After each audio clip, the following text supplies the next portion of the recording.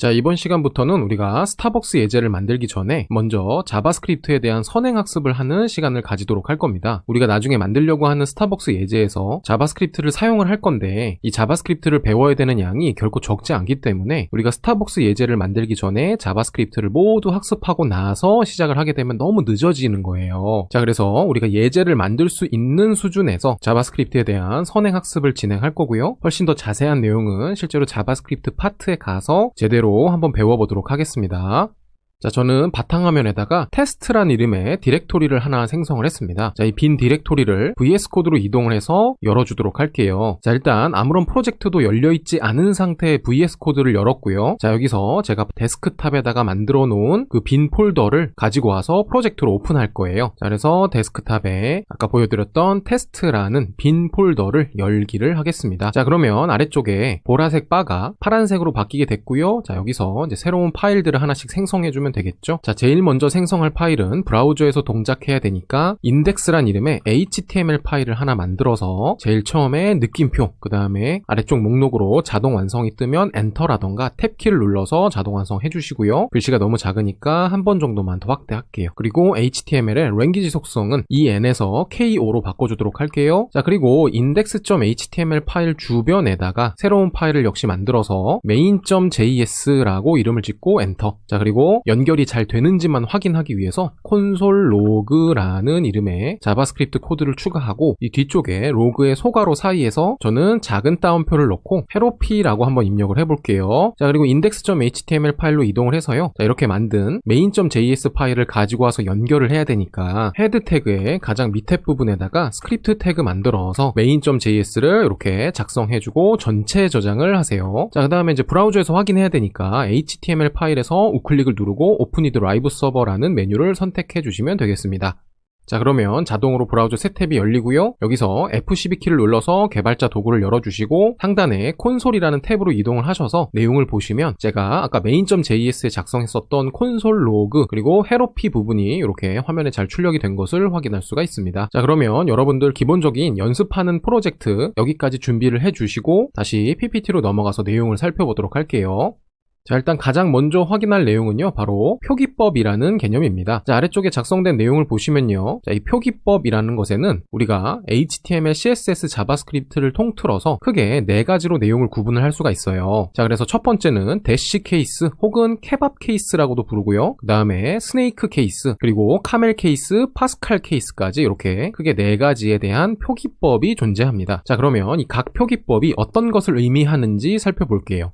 자, 첫 번째는 대시 케이스입니다. 자, 우리 대시 기호 기억나세요? 우리가 일반적으로 마이너스 기호로 사용하는 키보드의 숫자 0 오른쪽에 있는 대시 기호를 사용하는 표기법이 바로 대시 케이스라고 부르는 표기법이 되겠고요. 혹은 이 대시 기호를 사용해서 아래쪽에 예시에서 보이는 것처럼 단어와 단어 사이를 마치 꼬챙이를 꽂아 놓은 것 같이 되어져 있다라고 해서 케밥 케이스라고도 부릅니다. 자, 여기에서 얘기하는 케밥은요, 여러분들이 먹을 수 있는 그 케밥을 얘기를 하는 거고요. 그래서 이 대시 케이스 같은 경우에는 케밥 케이스라고도 부릅니다. 자, 그랬을 때 이렇게 대시 기호를 사용하는 어떤 단어들을 표현하는 이러한 표기법은 특히나 HTML과 CSS에서 유독 많이 사용이 돼요. 자, 그래서 아래쪽에 문장을 보시면 The quick brown fox jumps over the lazy dog이라고 되어져 있죠. 그래서 이 각각의 단어들 사이사이에다가 대시 기호를 추가를 하는 거예요. 자, 그러면 일단 이 HTML과 CSS에서는 이 맨 앞에 있는 더부터 시작해서 맨 끝에 있는 도그까지를 하나의 단어로 인식할 수 있는데 반면에 우리는 중간중간에 대시 기호를 통해서 띄어쓰기를 대신하고 있다는 것을 인지할 수가 있는 겁니다. 자, 그러면 컴퓨터는 하나의 단어로 인식할 수 있고 우리는 그 하나의 단어를 우리가 알고 있는, 사람이 알고 있는 그러한 단어들로 구분해서 읽어낼 수가 있는 거죠. 자, 그래서 이러한 방식을 표현하는 것을 프로그래밍의 표기법이라고 얘기를 하고요. 그 중에 하나가 대시 케이스고 이 대시 케이스는 특히나 HTML과 CSS에서 주로 사용되는 단어를 표기하는 방법이다. 이렇게 이해를 하시면 돼요.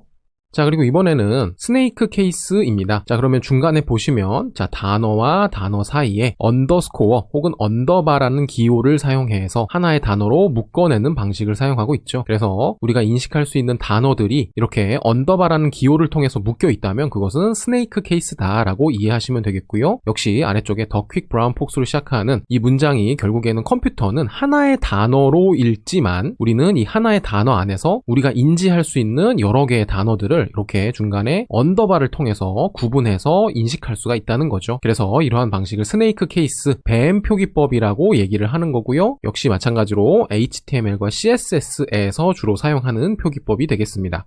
자, 그리고 이번에는 카멜 케이스라는 표기법에 대해서 살펴볼 건데요. 자, 아래쪽에 있는 문장을 보시면 가장 첫 번째로 시작하는 단어는 첫 글자가 대문자가 아니고 소문자라는 거 주의하시고, 그 다음부터 오는 단어들은 첫 글자가 대문자로 시작해서 하나의 단어, 역시 첫 글자가 대문자로 시작해서 하나의 단어, 역시 첫 글자가 대문자로 시작해서 하나의 단어인 이러한 방식으로 구현이 되어져 있어요. 자, 그래서 이러한 방식을 카멜 케이스라고 부르는데, 카멜은 낙타라는 뜻을 가지고 있어요. 그래서 낙타의 등에 달려져 있는 혹이 이렇게 이제 볼록볼록 튀어나온 것처럼 보인다고 해서 낙타 표기법, 카멜 케이스라고 얘기를 하고요. 자, 이러한 카멜 케이스는 HTML과 CSS보다는 자바스크립트에서 주로 사용하는 표기법이 되겠습니다. 그래서 여러분들이 이제부터 자바스크립트를 작성하실 때는 몇 가지 특수한 경우들을 제외하고는 전부 다 어떤 우리가 알고 있는 단어들을 조합해서 하나의 단어로 컴퓨터에게 인식시켜 줄 때 이 카멜 케이스를 사용해서 만들어내시면 된다는 거예요.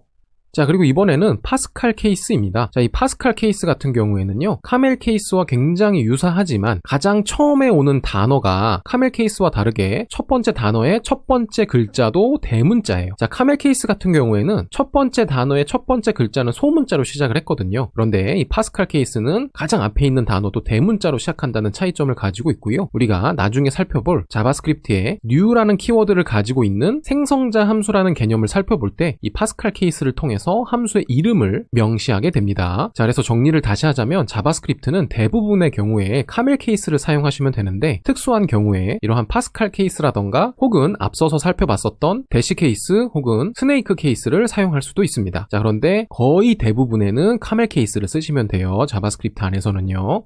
자, 그리고 이번에 살펴볼 내용은 제로 베이스드 넘버링이라고 해서 숫자 0을 기반으로 하는 번호를 매기는 방법에 대해서 설명을 하려고 해요. 자, 여러분들 숫자 세보세요 라고 말씀을 드리면 대부분 1부터 숫자를 세요. 그래서 1, 2, 3, 4 이렇게 이제 출발을 하는데, 특히나 많은 경우의 개발 언어들은 기본적으로 숫자를 0부터 세기 시작합니다. 물론 자바스크립트도 마찬가지고요. 그래서 특수한 몇 가지 경우를 제외하고는 무조건 이 자바스크립트는 숫자를 셀 때 0부터 시작한다는 것에 익숙해지셔야 돼요. 자, 물론 여러분들 중에서 다른 개발 언어를 배워보셨던 분들은 이러한 부분이 익숙하실 수 있겠지만, 그렇지 않으신 분들은 다시 한번 강조하지만 숫자를 1부터 세는 것이 아니고 0부터 세야 된다라는 겁니다.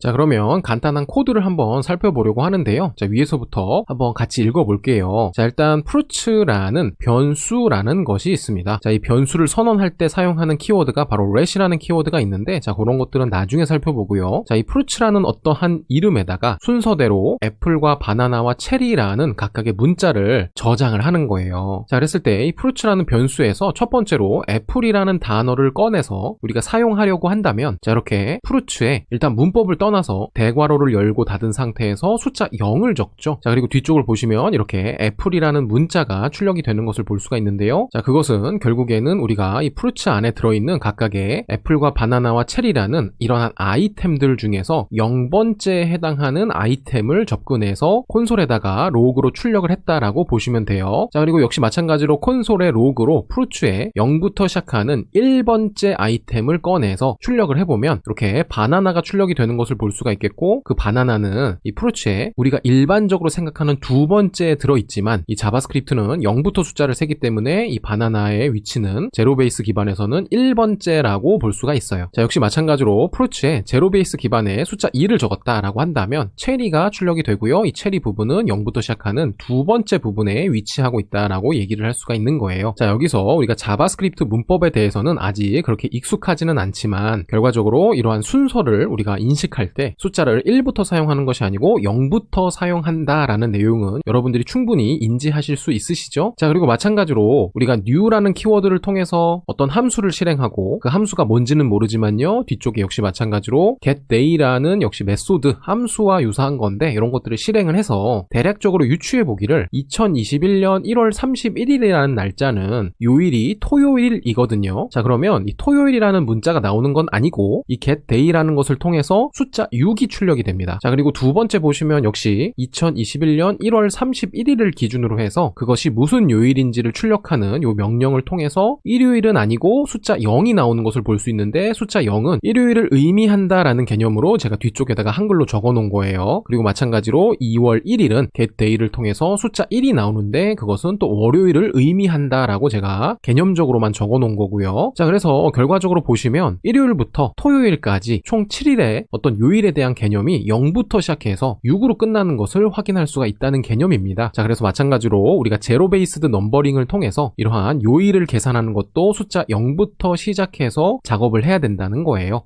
자, 그리고 이번에는 자바스크립트에서 사용할 수 있는 주석에 대해서 살펴볼게요. 자, 우리가 앞서서 HTML과 CSS 시간에도 주석에 대해서 살펴봤고요. 당연하게도 자바스크립트도 주석을 가지고 있습니다. 자, 내용을 보시면 방식이 여러 개처럼 보여요. 자, 그 중에 첫 번째는요. 자, 내가 작성한 메모의 맨 앞부분에 이렇게 슬래시 기호를 2개를 넣으면 그 하나의 줄이 주석 처리되는 한 줄 주석이 있습니다. 자, 그리고 두 번째는 우리가 CSS에서 작성하는 주석처럼 슬래시로 시작해서 에스터리스크, 그리고 에스터리스크 슬래시로 끝나는 이러한 방식을 통해서 주석이 어디에서 시작하고 어디에서 끝나는지를 명시해서 그 사이의 내용을 주석 처리해주는 방법도 이 자바스크립트에서 똑같이 사용을 할 수가 있어요. 자, 그런데 우리가 어차피 한 줄에 대한 주석만 제공할 거라면 굳이 이렇게 닫히는 부분의 주석까지 작성을 할 필요가 없거든요. 자, 이러한 방법들이 생각보다는 불편하니까, 자, 그래서 여러분들이 주석을 한 줄에만 작성을 한다라고 하시면 맨 앞에 슬래시 기호를 2개만 넣으시면 되고요. 자, 이렇게 CSS처럼 슬래시와 에스터리스크라는 기호를 통해서 주석을 작성할 때는 보통 자바스크립트에 여러 줄의 주석을 추가할 때 유용하게 쓰실 수가 있습니다. 자, 그래서 대표적으로 지금 보이는 것처럼 슬래시 에스터리스크로 시작을 해서 에스터리스크 슬래시로 끝나는 이 사이에 있는 것들은 전부 다 주석 처리가 되는 이러한 여러 줄 메모에 대한 개념도 우리가 적용해서 사용을 할 수가 있다는 거죠. 자, 그랬을 때 역시 마찬가지로 우리가 주석에 대한 기호를 외우기보다는 이 주석을 처리해 줄 수 있는 키보드 단축키를 제가 알려드렸잖아요. 자, 윈도우즈에서는 컨트롤 슬래시, 맥에서는 커맨드 슬래시 키를 누르면 해당하는 부분이 주석 처리가 되더라. 그래서 역시 마찬가지로 자바스크립트도 주석이 있고 그 주석의 종류가 HTML과 CSS와는 다르게 두 가지가 있다. 이렇게 기억을 해두시고 다음으로 넘어갈게요.